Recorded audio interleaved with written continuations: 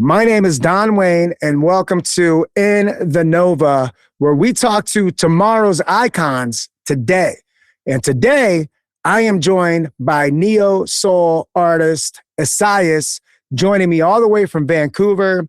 And the first time I heard his music was probably about 3 or 4 months ago. And literally, his songs have been echoing in my head ever since. He's got such a great sound. And to be honest, some of my favorite songs from him are tracks that he actually produced himself. But we talk about his music production, his personal life, his family, and how storytelling shapes his sound. So let's go ahead and head over to that conversation right now. Here is the one and only Essiyas.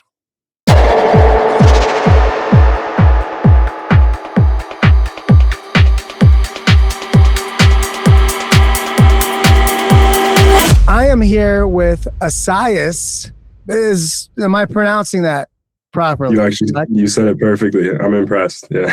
Okay. Do people actually get it wrong? Yeah, all my life. It's my first name, so I'm used to it. But yeah, you got it. I should have done my due diligence and looked up what the meaning of Essiyas is. Do you happen to know? Yeah, it's an Ethiopian name, so I'm mixed Ethiopian Canadian, and it's basically like the biblical translation of Isaiah from the Bible. Oh. It's the Ethiopian translation of it. Yeah.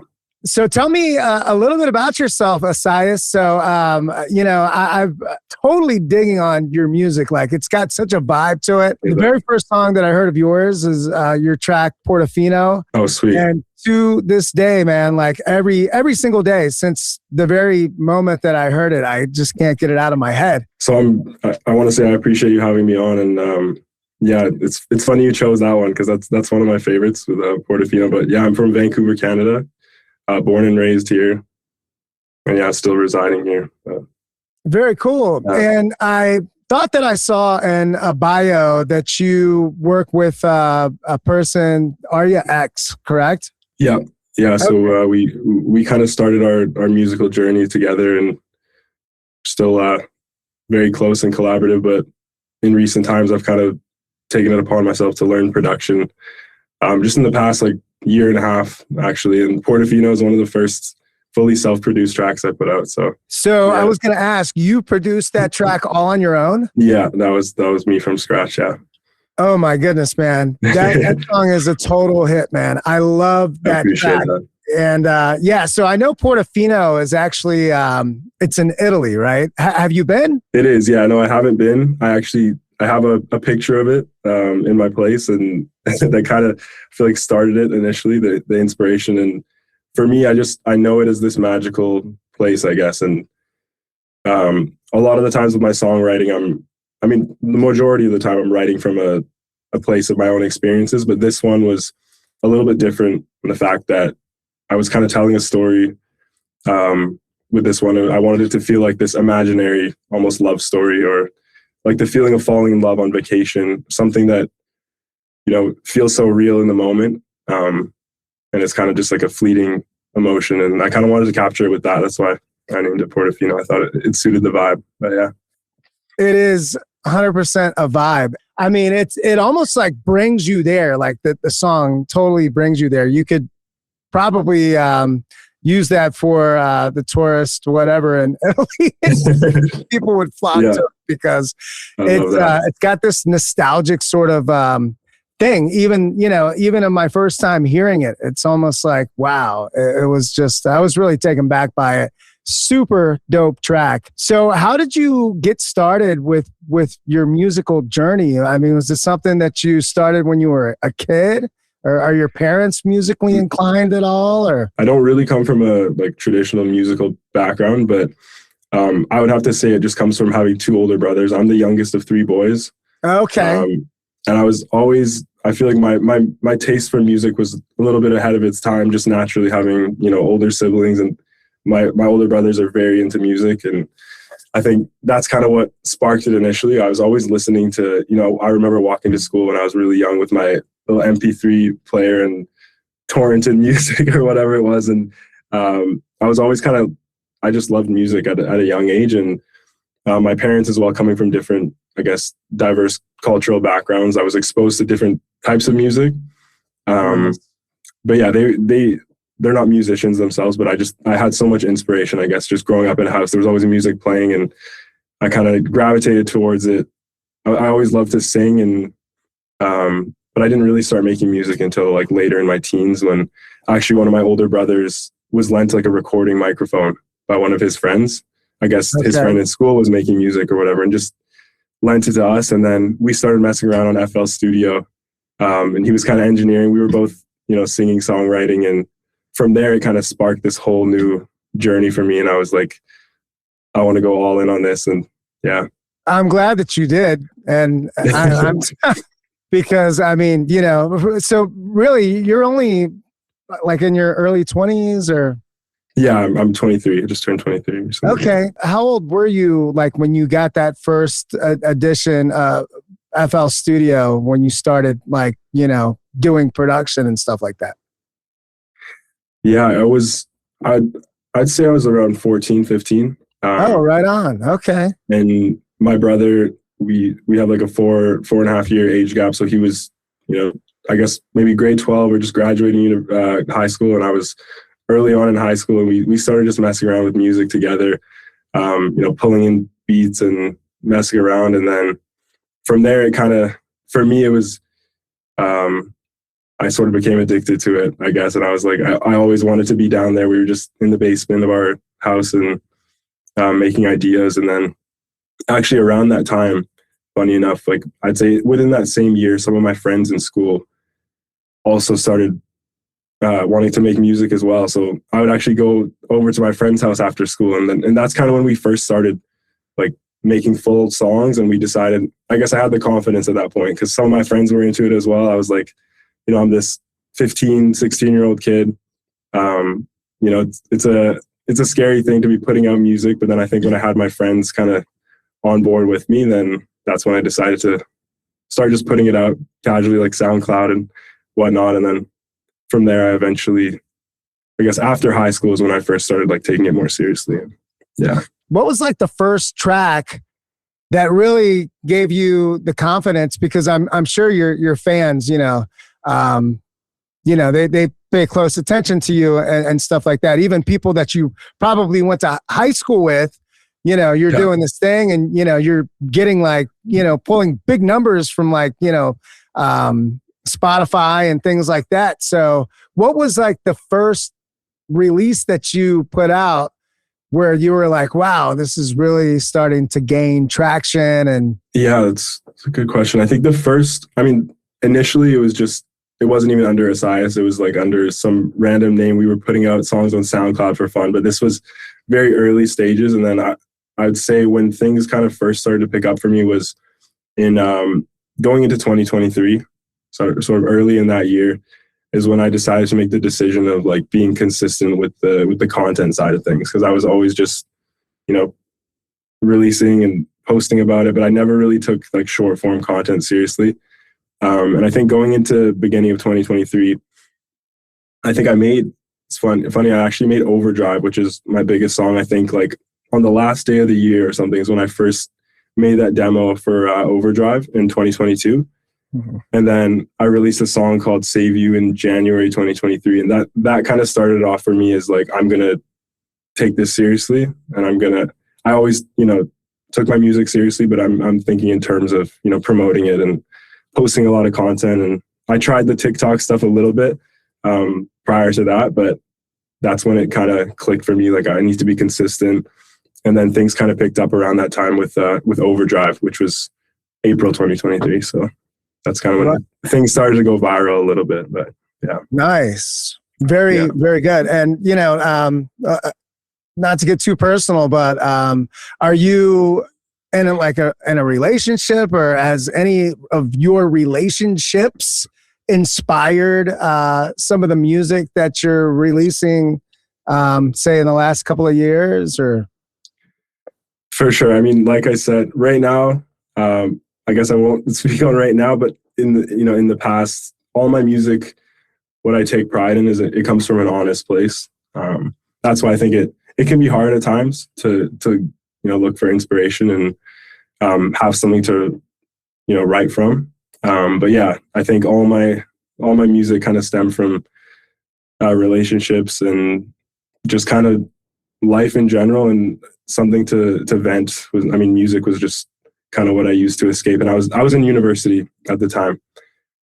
So I went to business school right after high school, and I was, pretty busy with that, but I always kind of felt like I was, my passion was music at the end of the day. And I kind of always use that as an escape. So I'd kind of write about what I was going through at the time and relationships and life in general. But yeah, it's definitely all honest music, which is what I take pride in. But yeah. Yeah, that's awesome. Your production and stuff like that. Well, actually, let me back up, because you just said something. So you went to the university for business, you said?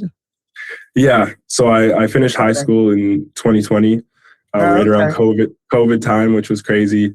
And then I was straight into university that fall at UBC in Vancouver here, but it was fully remote at first. For my first year and a half, pretty much 2 years, was fully online. So I think that kind of gave me a chance to put even more time into the music, because, I was at home and my little makeshift studio was at home. So I was grateful for it, to be honest, just that opportunity to, I was planning on living at home regardless, but I think just having that chance to, always be close to the studio. And I think that really kind of got me through it all, to be honest, is just having that sort of escape from everything else.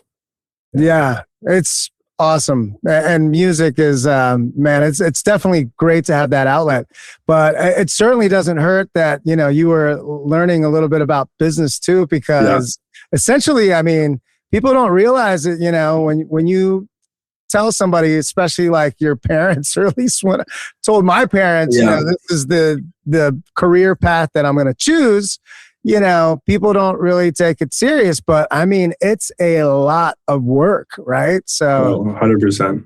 Yeah. 100%. And so have you done any like live performances, or are you planning on any live performances or anything like that? So yeah, that's something that's on the top of my list right now for kind of making that next step. And I've done little things, not, I guess, proper shows, but I've done like release parties and kind of pop-up stuff in the past. Cool. But I haven't really taken that next step, which is my goal right now, which is to, really set up some proper shows and connect to my fans, because they're very spread out. It's always been, for me, it's been like TikTok and social media has been how I got my start. And I have such a widespread audience where there's so many cities that I'd like to, go there and connect to the fans in person. So that's kind of where I'm at right now. I'm just finishing I'm putting out my next project next week, actually.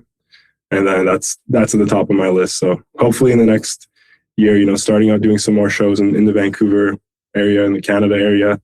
And then from there, I definitely want to branch out. Yeah, actually, I just talked to Swim. You've heard of Swim?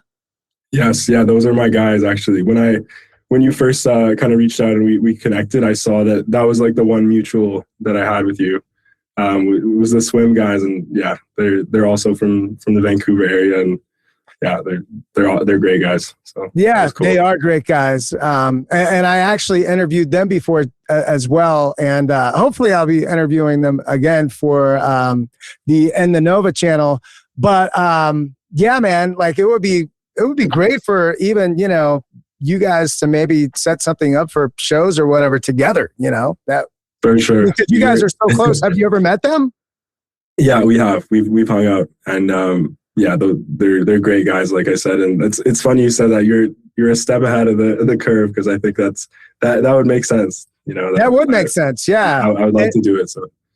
So if you had if one person that you could collaborate with, no matter multi-platinum, whatever, who would that person be? That's kind of a tough question. It is a tough one. I haven't thought about it too much, but I think I would look at like the artists that I kind of initially was inspired by and wanted to make music in the first place was from like, Party Next Door, is one of them. Drake, obviously. Right. That kind of Toronto R&B sound, I think, is what, for me at least, it's what really pushed me to want to make music. And I think that would obviously be an amazing opportunity. And I think, like, you know, pay homage to what I was first inspired by. So those guys are up there for sure. And I'm sure I have so many on the list because, to be honest, I listen to all types of music. Like I listen to a lot of electronic music. Okay. Yeah, kind of across the board. So there's a lot of artists I think I could collaborate with in different ways, but those guys are the first to come to mind. Nice. You know, I played one of your songs on my radio show, and forgive me for this because I'm really bad with song titles. I'm really good with remembering artists, but I'm not always good at remembering song titles. But the song that I played, oh my gosh, I can't think of the name of it, but it had like Timberland vibes to it, like in the production. It had Forever. Do you know what song I'm talking about? 100%. Yeah. Okay. So that for sure. That one is it's called Forever. I fully produced that one as well. So okay, yeah. I love that you're just mentioning the songs that I produce because I'm so early to it, so I appreciate that. But that one was definitely inspired by, you know, growing up in the early 2000s and that kind of era of, you know, like some of my early inspirations was like Justin Timberlake. Right. Have to shout Justin Timberlake out. Timbaland, of course, 50 Cent, some of those guys in that era. So I kind of made that from a production standpoint. It was sort of inspired by, you know, some of that Timbaland, Justin Timberlake production. And yeah, that one was called Forever, but I just, put that one out in just this year. And yeah. Right on. Yeah. I love that track Forever. And as soon as that one thing, there was one little element that came in and I was like, oh, it's kind of, I figure you were like giving homage to, you know, those that inspired you as you were you know, coming up and stuff like that. That's really awesome. Sure. And so moving forward, like all of your, like, would you say like your next series of tracks that you are to release, even the one that you just released a couple of weeks ago, are those all self-produced as well? No, so now it's kind of a mix of the two, I think. Okay. I have a lot of producers that, you know, are sending me stuff constantly, and I'm sure I was just going to ask you. I'm sure you're getting hit up, aren't you? You know, initially it was kind of hard for me to navigate that because I was just like, I don't know, you know, so new to the industry, and I don't know who to kind of look to for these things. But I guess over the past year or so, I've made some, you know, good relationships with a few producers where, you know, they're constantly sending me stuff. So I don't want to say I'm fully self-producing my music from here on out. Like my project is majority produced by other talented producers. And I'm also at the same time producing so many new songs, like just the amount of different vibes, you know, maybe people might not get to hear, but there's so much stuff that I'm working on producing myself. But yeah, to your question, it's a mix of the two right now. So just depending on kind of what I'm able to get inspired by, I guess, whether it's my own cook-ups that I'm doing on my own and trying to spark those ideas from, or when someone sends me a great beat, then I'm happy to get on as well. Yeah. So that actually, I was going to ask you that as well. So have you done any top lining? Like top lining meaning like you know top lining. Yeah, for sure. Yeah. As far as like music I'm apart from. Like do people send you beats and stuff like that? And if it catches you, you like write to it and stuff like that, or? For sure. Not as much top lining in the sense of I guess I was thinking more in terms of like, you know, I'm just sending my vocals off and not being part of my own project. I don't know if that's what you were referring to, but that's typically, you're right. That's typically what a top liner does. It's not really like their own. They're just kind of top lining somebody else's beat for whatever project or whatever. You know, there's like professional top liners that aren't necessarily artists, but I guess I meant it in a way like, you know, when somebody sends you like a beat that is really like hitting you, you know, you feel it in your soul. And, you know, has anything like that happen where you just like come up with like the song, the lyrics, the vocal, you know, all the vocal parts? Oh, for sure. For Right sure. on. That's been, I'd say that's been, the majority of my process. Well, as of recently, I've produced a lot of the last couple songs I've put out, but I mean, it usually stems from just, getting sent some form of a beat and me being able to either develop it there, adding some of my own production, or just kind of writing on top of that. And whatever, I guess, I don't really, put it into a box. It's whatever inspires me at the time, whether it's something I'm messing around with, and because I am doing more production now, but also there's so many talented producers that are sending me stuff. Like off the next project, you'll see it's a variety of different producers, and awesome. Some of my favorite tracks. So yeah. That's really awesome. I can't wait to hear that. And so when you're doing your music production, like I'm guessing I can see like the RLX behind you and stuff like that. So you've got, you're getting the ideas at home for the most part, right? Like in your studio. Yeah. So now it's been pretty new for me, as I've said, like in the past year and a half is when the first self-produced project I put out was early 2025, which was Time Away, this 3-song EP, which I fully self-produced. Okay. Some of the songs one of the songs was co-produced by a couple close friends, but Stranger, which was right now doing one of the best for me, was a fully self-produced song. And yeah, since then I've used the production, I guess, as a way to escape from the songwriting, like lyric wise, at least, because it's pretty, it can be pretty daunting. It's something that I put a lot of time into. Right. So I think I almost used production initially to just be a way for me to get inspired. I was working with, producers for a long time, and I wanted to just be more involved in the whole process of it. So that's kind of when I took it upon myself and I put out that project, which was really cool because one of the songs I released an instrumental version for, which was Stranger, which is killing it right now as far as like UGC and short form content. People are loving it for, using it as sounds on TikToks and isn't that the one that you just released like a couple of weeks ago? No, this was last year. Oh, okay. Yeah. Like I said, I get my song titles mixed up. So. All good. Okay. I'm so bad with names as well. So me too. Yeah. I take no offense to it. Don't worry. Okay. Right on. Well, that's really awesome. And so like, is your home set up? Are you using like Logic, Pro Tools? I'm still FL Studio to the core. FL to the core. People, when I was, I produce music too. I've been producing music for a long time, but now, of course, my biggest focus these days is my radio show and stuff like that. But I also still do a lot of music for film. Okay, awesome. I basically compose and score film.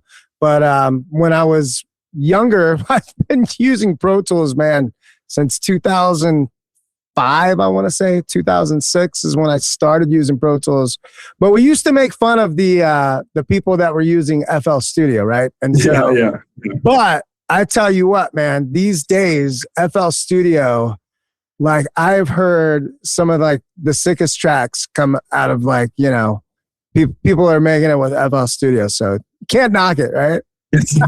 I guess now we've earned our stripes a little bit with FL Studio, but I hear the same jokes, and for me it was like that's where I started, and obviously initially it was more so just I learned to mix my own vocals. That was the first thing for me. So it was learning how to mix and master my songs. So I was already familiar with the software, and then when it came to starting to produce, just in more recent last year and a half or so, 2 years, I was like, I might as well stick with FL for now. There's certain things that, of course, all the music heads out there will be like, you don't have these features we might have on Ableton or whatever people are using, but yeah, as of now, I've been pretty loyal to FL Studio.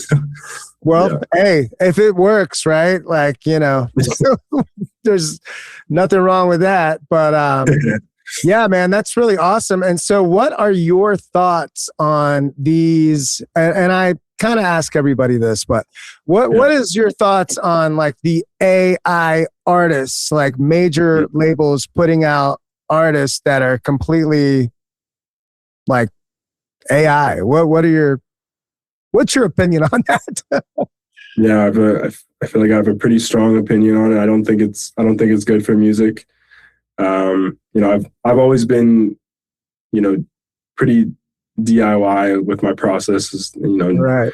kind of learning all these skills myself, and as an independent artist on top of that, it's a little sad to see, I guess, because these are opportunities, or music actually being taken from other artists. So it's unfortunate. I don't know, I can't speak on where it's going to go from here, but yeah, I'd like to think that the listeners will be able to identify the difference, and or at least be able to gravitate towards artists that are real people at this point.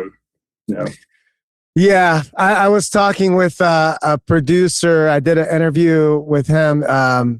His name is Okubi. He produces a lot of artists. He's in the UK, and I was talking to him, and he kind of thinks that there's going to be like a kind of like a bubble that's going to kind of burst, which hopefully that'll happen, because I try to, when I pick artists, their music for the show, the first thing that I do is make sure that they're actually human, and that they're actually making the music, themselves. And, one of the things that I like about you is because you do post content that, you're in the studio, you're working, it's authentic. And that, it's kind of sad to say, but these days you kind of have to look for whether or not it is authentic. And it's a bit sad. It is. I feel you. Yeah, it's unfortunate. I don't know where it's going to go from here, but we'll see, right? Yeah, exactly. So what is in the future for Essiyas? What are the main things that you're focused on this year? Yeah, so right now it's rolling out this next project, May 25th. Okay. It's coming out. A couple of the songs have already been put out as singles, and there's going to be a couple new tracks on there as well. So right now I'm just focused on kind of promoting that and, developing my sound further. I think I've been at it for a couple of years now, but I'm still very much in kind of experimental phase with, trying different genres. And yeah, I think just right now also connecting to the people and doing more live stuff, like you mentioned earlier, is at the top of the list for me, because I think just those real experiences in general is what inspires the music, and, getting out there and connecting to these people, because it's been a journey now of just social media, and I really appreciate all the people that have gravitated towards it, but I haven't got the chance to connect to most of them in person. So right. I'd like to do that, and just continue to, I guess, develop my sound, and whether that's the self-produced stuff or working with different producers. And I do want to, after this project, start to work on the debut album. So right on. And so, would that be like a full album, like a 10 plus songs?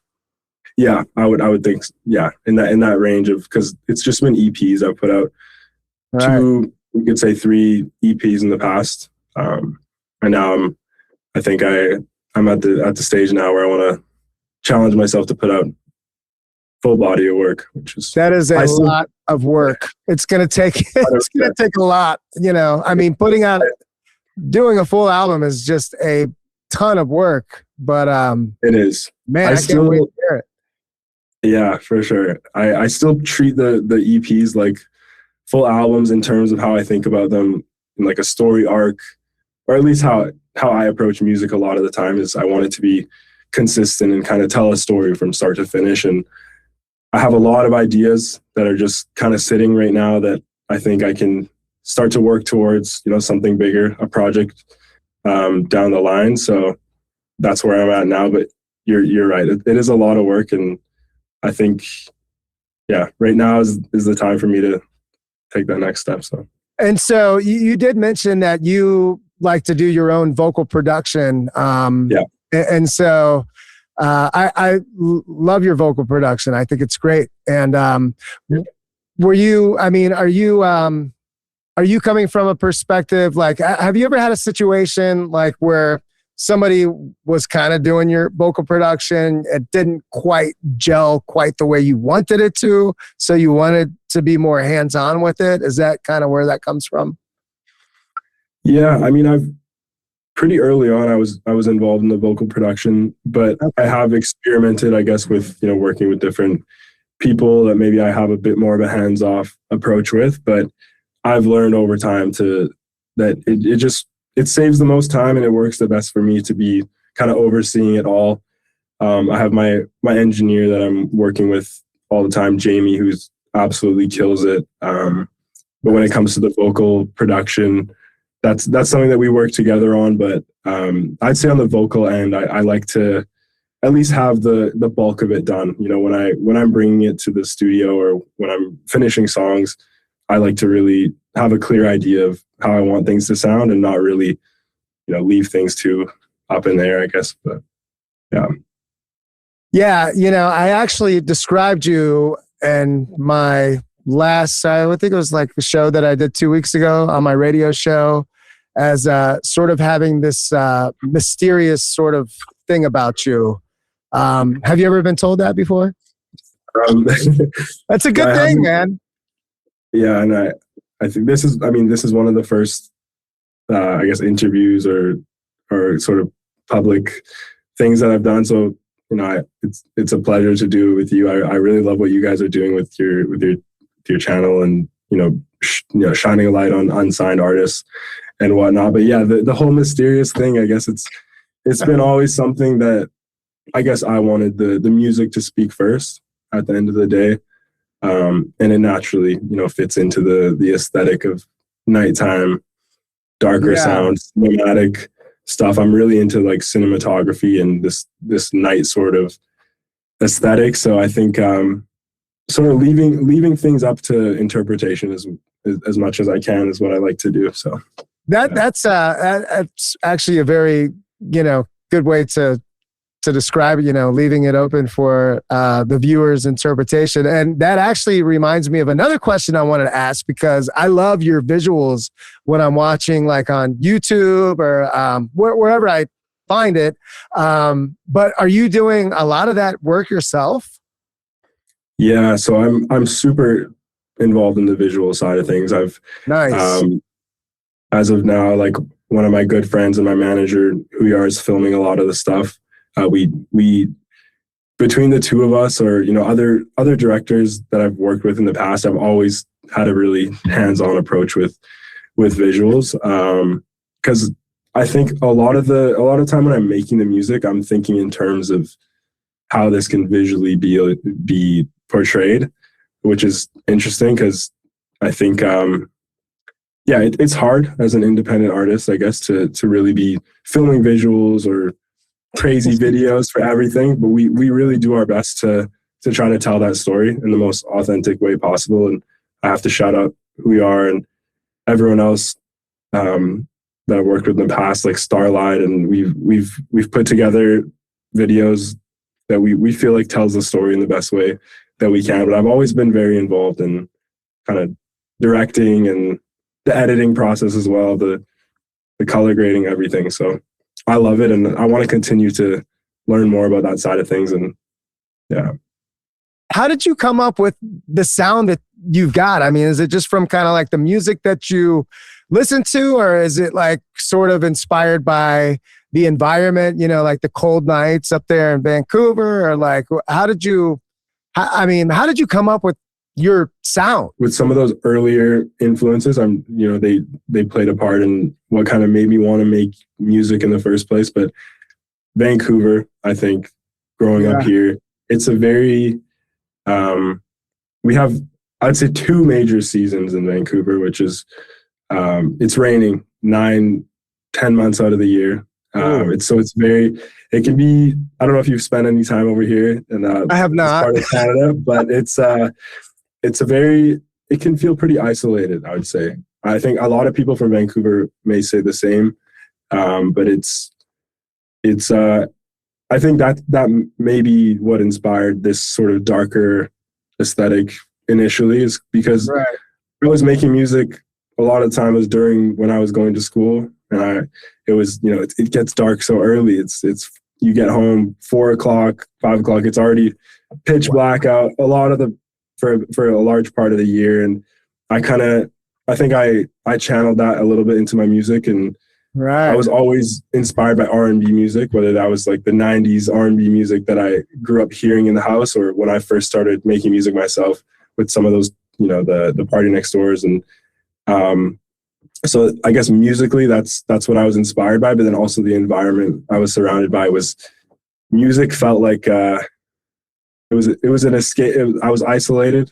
I had all these other things I was stressed about at the time. And I guess I kind of channeled that. And then I think just the seasons in general, like I've put out some electronic songs like Portifino, as you mentioned. We have great summers here as well. So it's kind of the two opposites. And I think depending on what environment I'm in, I'm really inspired by that. So I naturally gravitate towards the electronic stuff when the weather gets a little bit better. But are you close to, I guess you're close to the Pacific Ocean, but like how far from the ocean are you? Like, is it? We're right on the coast in Vancouver. So you're right on the coast. So, okay. Yeah. So I have to shout out Vancouver is, we might get a lot of flack for the rain, and it's dark a lot of the year, but it is one of the most beautiful as far as landscapes. We have the mountains. We're right on the coast. So we're on the west coast of Canada. So we kind of have everything when it comes to the different, in BC, it's the province, British Columbia. We have the desert, we have the mountains, and we have the coastline. So it's a beautiful place, and I think it's good source of inspiration for the music as well.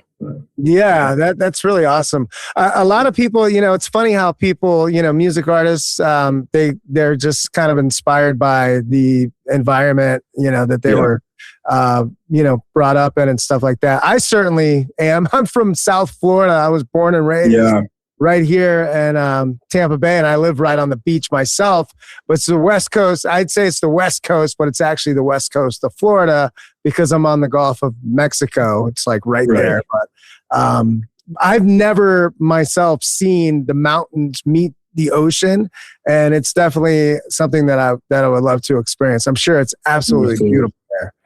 You have to come here. I'll host.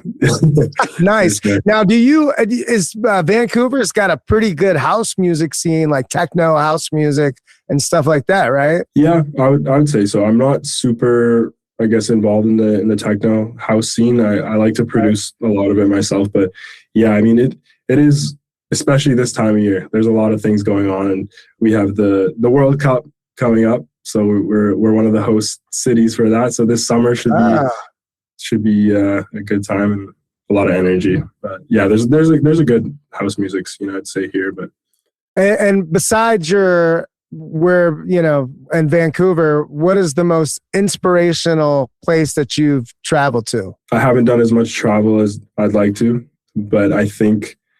Well, you're still very young, so. I guess we have some time for that, but coming from, being so close to California, because we're right on the West Coast, it's a 2-hour flight from here from Vancouver to LA. So that's a great, I guess that's a quick source of inspiration, is just, such a lively environment and so many aspiring artists and creatives out there. So I'd say that on like a closer scale, I've spent, a bit of time out there. And then on like a worldwide scale, I'd say like my roots, which is Africa, Ethiopia. I traveled there when I was younger. I'd like to spend some more time on that side of the globe, but I think just seeing like a whole new culture and just brings you back with so much gratitude, experience, and stories to share. But that is awesome. I've never been to Africa. I would absolutely love to go. That would just be awesome. Have you been to Florida? Did you say you've been to Florida? No, I haven't been to Florida. Okay. Florida's nice. Yeah. It's a little, It's beautiful here. I would love to see you and Swim come to Tampa Bay, and that would be amazing. You'll be treated VIP, I promise. Nice. Well, that is awesome. That is definitely something to consider. Now, I haven't really gotten to many of the questions that I had written down of. What is the overreaching message that you would want fans to take away from the current chapter of your journey? I think from the current chapter, it's become a little bit more introspective, I'd say, and I've taken on a more reflective approach. As I said, I've always taken pride in being really honest with my storytelling and my songwriting.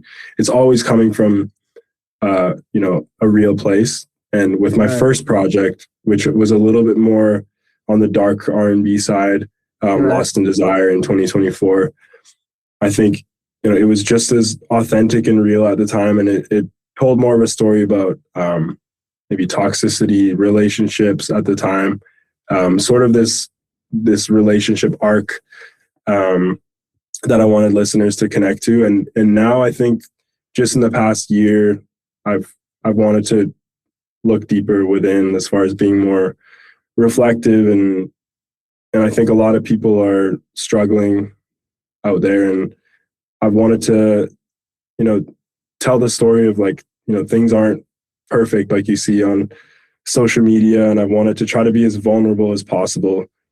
I was in the past, but it was more in terms of maybe external things like relationships or whatever. But now I think I've really wanted to sort of challenge myself to, maybe that's maturing at the same time and growing older. It's looking within, and those things are like relationships are always inspiring the music. But I think with this next project, it's been a little bit more of like a reflective look within and try to be as honest as I can about this journey that we're all on, I guess. And it kind of takes the arc of sort of beginning wanting, this desire and chasing things, like whether that's success or fame or whatever it is. And then I think in the middle of the project, it becomes a little bit more reflective. And I talk about things like what really matters and sacrifices. And then sort of towards the end of the project, I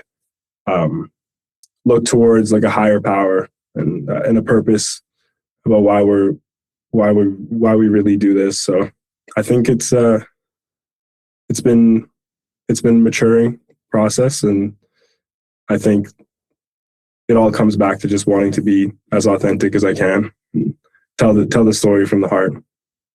That is actually one of the best responses that I think I could have ever gotten. That was awesome. Yeah. And I was, as you were saying that, of course, life, everybody has up and downs and stuff like that. Yeah. And a lot of times just, my day to day, you get something like, like one day you could be like in a really great mood. And then the next day, you're kind of like, in the dumps a little bit, but you've got this verse. It's like I'm pushing everyone away. That's, and like crazy, I've heard that in my head. Like a couple of days ago, I wasn't having like the best day, and that just kept echoing in my head. And so that means a lot. I appreciate it. Yeah, I mean it's really awesome. And so you actually just brought this up, but so are you a spiritual person at all? Or? Yeah, I mean, I think it's a learning thing for me right now. I didn't grow up super, it's the culture I was around was spiritual, but I didn't really gravitate towards anything specifically. And now I'm kind of just, I think, taking it upon myself to learn more right now. And right on. And yeah, like I said, I think a lot of people out there are just fighting, internal battles and struggles. And I think I want my music to connect in a variety of ways, but I think something as of more recently I really take pride on is, like you said, when people are feeling more isolated or alone, or there's so much uncertainty out there right now with what's going on. I think having something that people can latch onto and maybe find some hope and resolve and yeah. So I think it's the spiritual side of things just naturally kind of plays a part of that. So that's awesome. Yeah. And, I personally, I'm not really like a religious person, I would say, but I do believe in the power of prayer. I think prayer works, and, just kind of like what you focus, where you put your focus, and, whatever attitude, whether it's good or bad, is kind of what you're going to get back. Right. For sure. I think, manifestation, and there's so much distraction, and I'm not the best person to speak for it because, I get caught in that rabbit hole of you don't even know what you're really thinking or what's going on because you're so caught up in all this nonsense or scrolling on social media or whatever. So I think music for me at least is that escape, and if I can provide that for people as well, that they can use that as some form of meditation or just a way to recalibrate them, I think I'm doing something right. So yeah, well, you're definitely doing something right. And so you feel like you're pretty competitive? Yeah, for sure. I'd say I'm really competitive when it comes to most things, sports, right? Anything that involves. Your brothers used to compete a lot, and because you said you had two older. Wait, was it two older brothers? Yeah, you got it. Yeah, as a fun fact, I guess I've always been like the runt, the youngest. So I think I've always had that chip on my shoulder, and my brothers are super supportive of everything I do. And I did play a lot of sports growing up, like football, basketball. But I think right now it's just being as honest and straightforward as I can, and I don't really feel the need to, I guess, please everyone. And I know who's in my inner circle and who I want to keep around, and yeah. Right on. Do you have any habits that you would like to, I don't know, that maybe somebody else would find annoying or anything like that? Okay, I think I'm pretty bad with timing wise. I mean, I showed up today on time as best as I could, but just in general, my brain can be scattered a lot of the time. So I'd say I'm organized in a lot of ways. I like to keep a tidy space and whatnot, but I can also be very much like, if I tell you I'm going to be there at 1:00, you should just, if you know me, you should naturally just add on another 1:30, maybe an hour. I operate maybe on a bit of a different time zone, but that's something I probably get called out for. Well, that's that's something in this industry, a lot of people are not very prompt, and I used to totally be very unprompt myself, but yeah, that's all good. But you were talking about sports and stuff like that. You look like you're in really good shape. Do you is exercise and eating healthy like a part of your daily regimen, or? For sure. Yeah, that's important to you. Yeah, it's really important. I think with anytime you're doing something a little bit more, I mean, in general, exercise and taking care of your health should be number one priority. Health is wealth.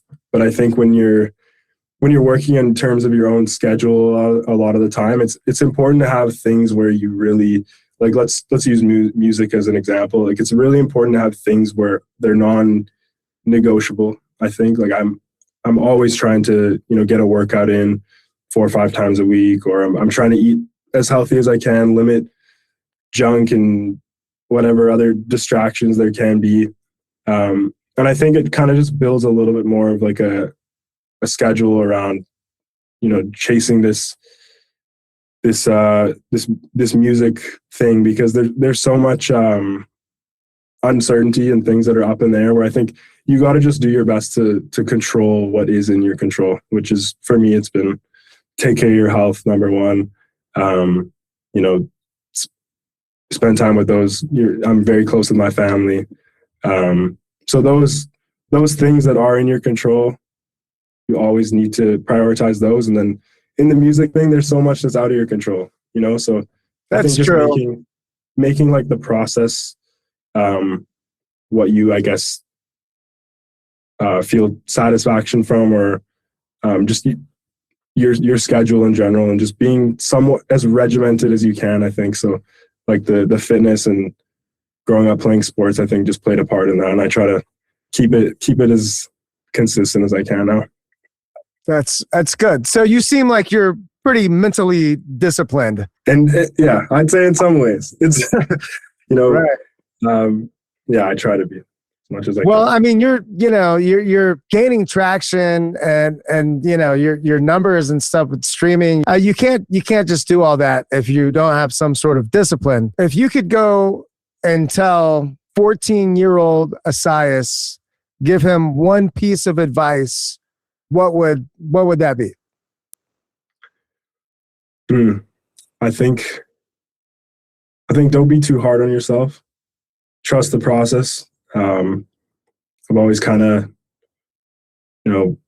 wanted more and wanted to reach goals, and you set maybe unrealistic timelines for what you're doing. But I think just trust the process is what I would tell myself, and know that you might think at the time you're the sickest artist, but you have such a long way to go. Just be patient. I think I'd give this advice to any upcoming artist is just be honest with yourself, be patient.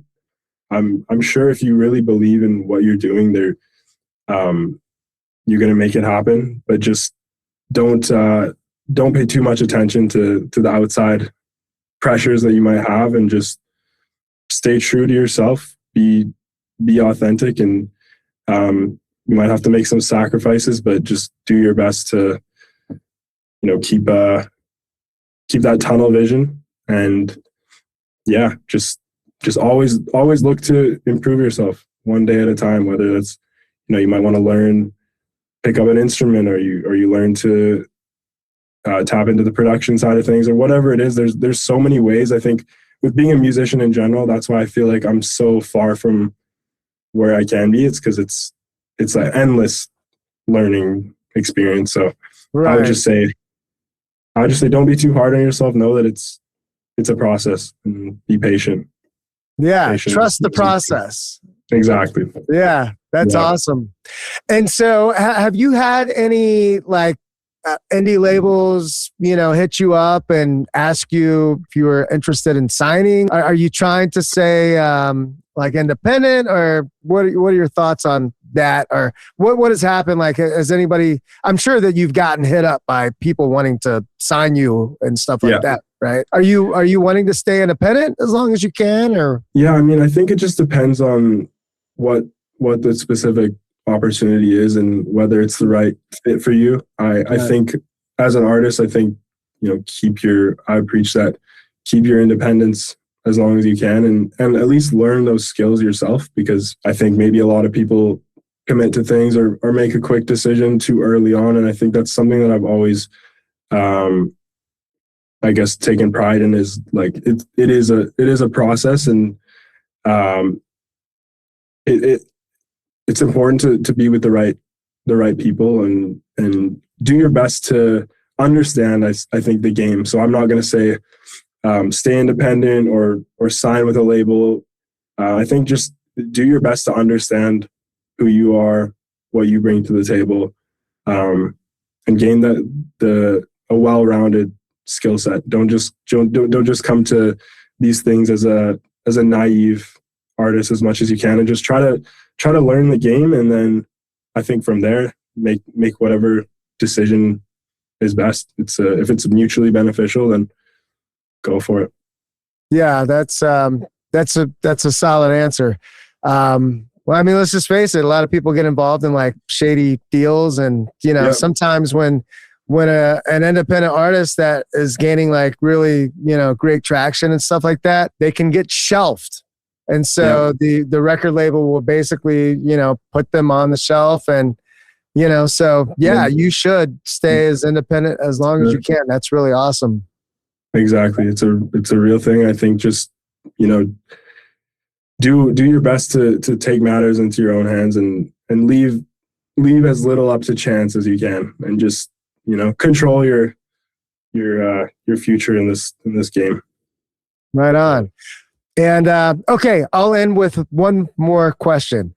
If you had $10 million to give to any cause, charity, whatever, what would it be and why?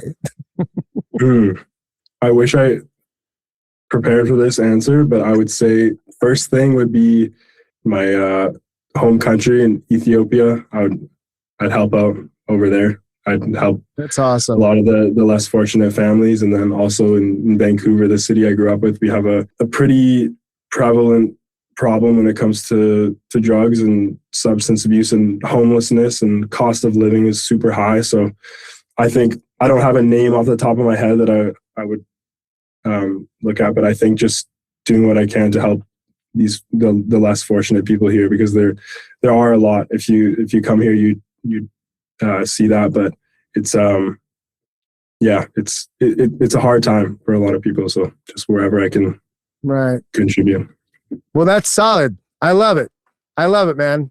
Right on. So I want to say again, I appreciate your time so much. Cannot wait to hear the new music that you've got coming. My EP, it's coming May 25th. So stay tuned. Be some new tracks on there for people to listen to, and a lot of new things in the works. So just be ready. Cool. And I really appreciate you having me on today. Yeah, I think it's a dope platform. Happy to be a part of it. So awesome. I appreciate you so much.